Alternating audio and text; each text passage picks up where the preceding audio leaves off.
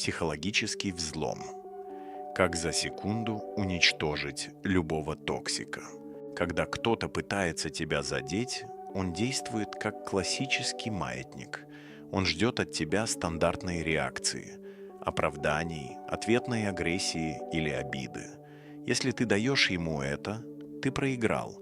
Но если ты делаешь то, чего от тебя вообще не ждут, ты буквально взламываешь чужой сценарий и забираешь всю энергию себе. Представь, начальник кричит на тебя на глазах у всех.